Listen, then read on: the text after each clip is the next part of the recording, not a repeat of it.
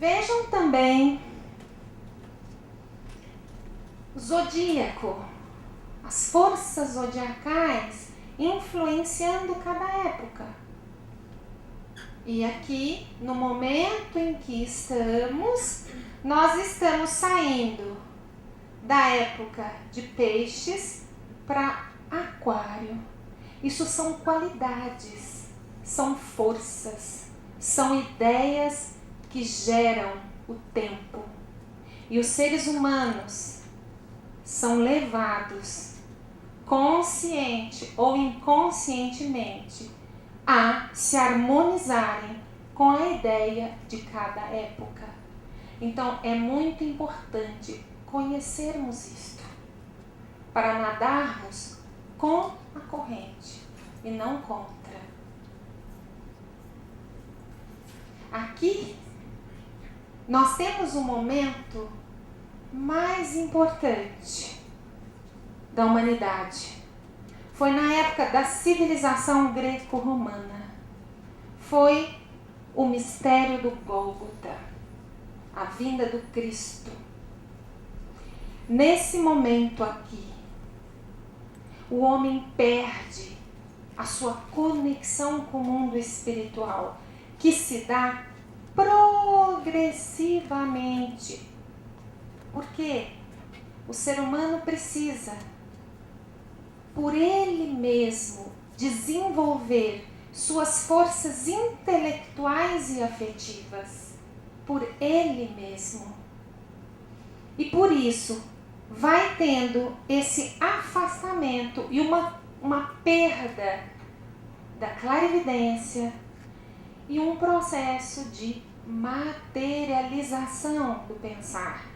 Então, se inicia a era de peixes, né? Cristo vem no momento em que o homem perde totalmente a conexão com o mundo espiritual, e ele vem para mostrar que existe vida após a morte. E ele traz um caminho. Quando Cristo vem, ele traz o caminho. Ele traz o caminho do amor. Até então, a lei que vigorava era a lei de Moisés.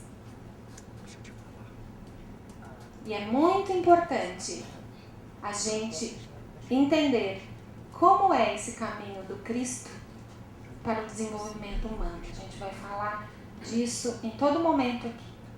Porque o desenvolvimento do pensar do homem contemporâneo e a sua conexão com o mundo espiritual deve ser associada ao caminho do Cristo. Então, chegamos agora no que viemos falar. Evolução do pensar humano. Naquelas épocas iniciais, lembra que eu disse a primeira encarnação, a segunda encarnação e a terceira encarnação da Terra? Aqui o ser humano só tinha corpo físico. Ele era parte de Deus. Lembra como fala no Evangelho de João? Que o homem era parte de Deus. Ele vem de Deus. Era ainda uma parte, um membro. Aqui ele já tem um segundo corpo, o corpo físico. Aqui ele tem um corpo astral. Nesse momento, era como estar no paraíso. É como o bebê dentro da barriga. Só que a mãe do bebê eram seres de altíssima hierarquia espiritual. Seres do amor, da sabedoria, da vontade maior, divinas.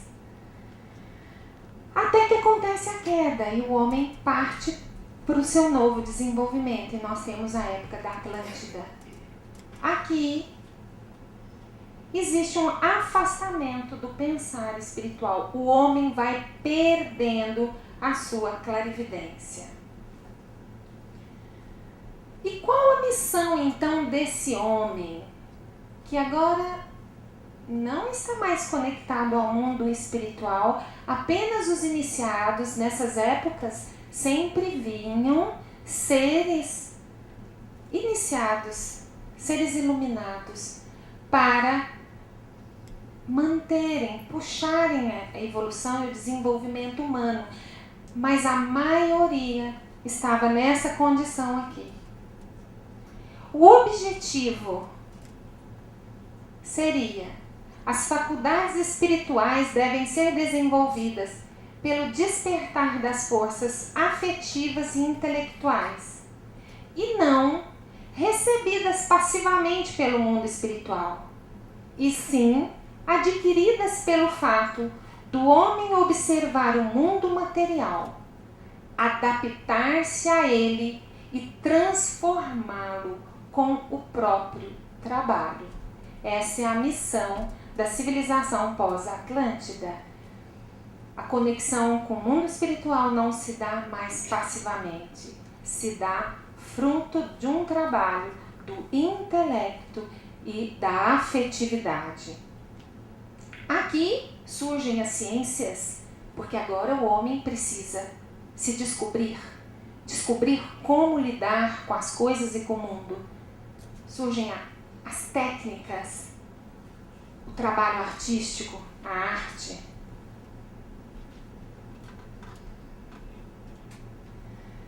Na época hindu, aqui os seres humanos ainda eram, apesar de já estarem perdendo a clarividência, é a primeira civilização pós-Atlântida, e eles ainda são muito conectados com o mundo espiritual, tanto é que a meditação dos hindus, as pernas são cruzadas. A meditação do homem moderno é com os pés no chão, é acordado. Nós vamos ver isso.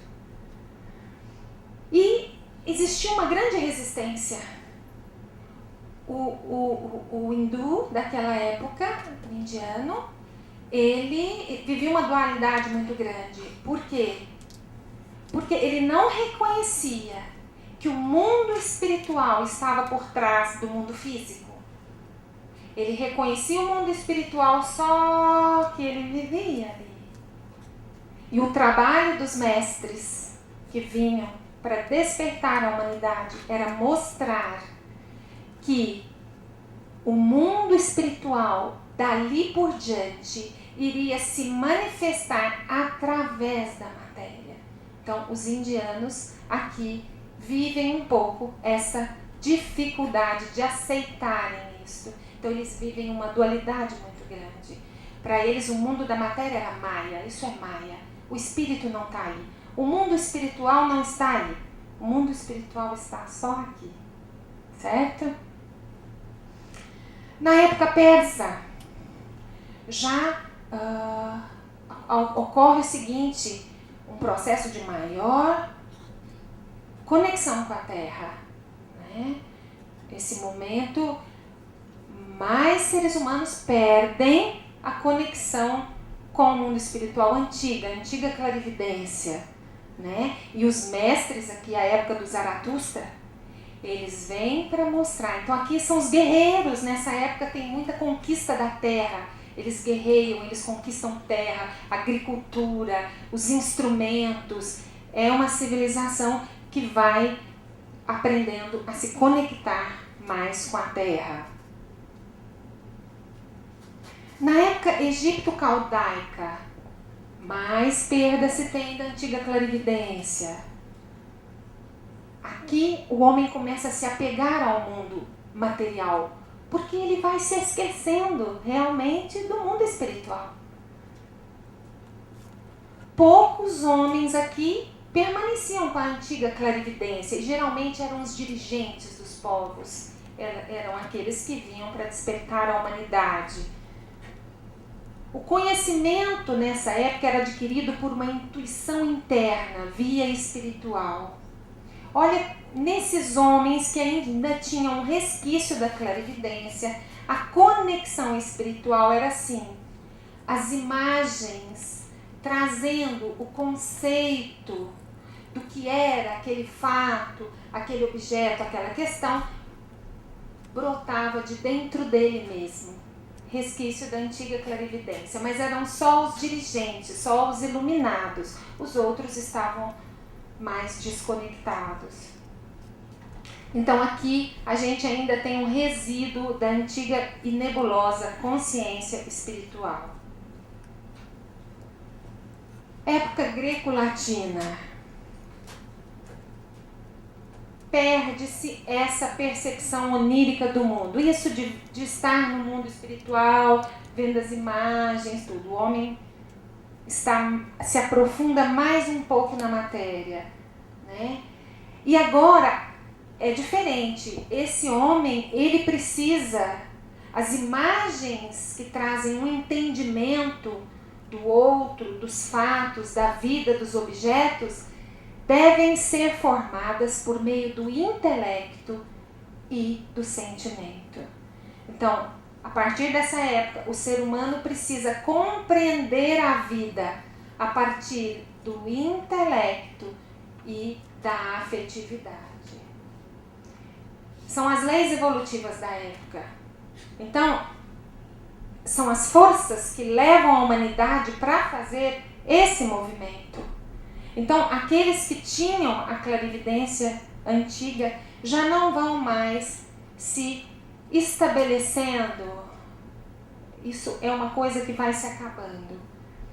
As faculdades intelectuais e afetivas, associadas às faculdades superiores que tornam possível penetrar novamente no mundo espiritual. Olha o que acontece aqui. Começam a acontecer a junção das duas coisas. Começam a surgir seres humanos que desenvolvem muito bem a faculdade do intelecto, a faculdade afetiva, mas também surgem novas faculdades de se conectar com o mundo espiritual.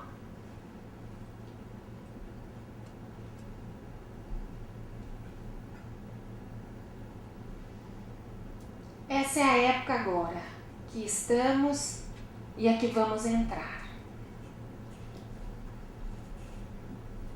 É necessário um fortalecimento das faculdades intelectivas, intelectuais, da inteligência.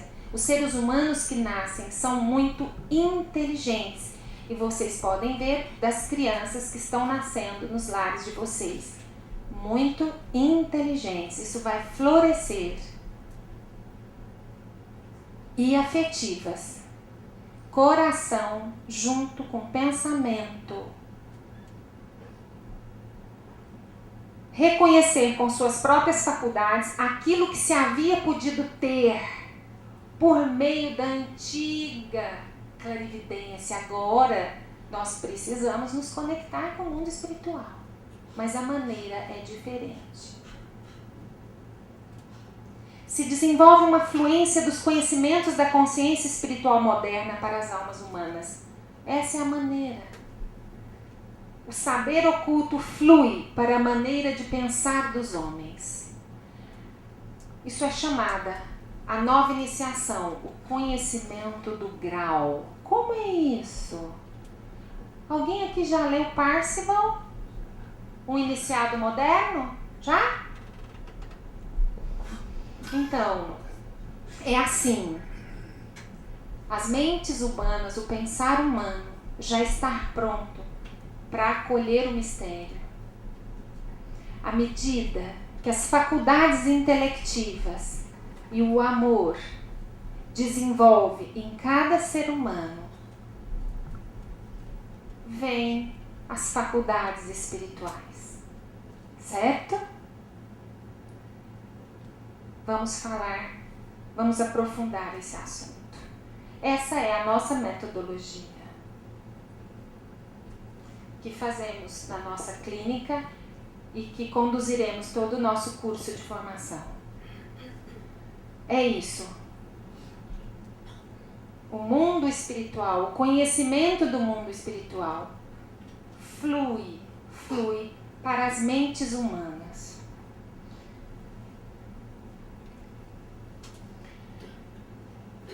Iniciados do grau. Este conhecimento tem a particularidade de que seus fatos só podem ser pesquisados ao terem sido adquiridos os meios para isso. Os meios são oferecidos pela intenção de superação através da manifestação de ideais crísticos às experiências da vida.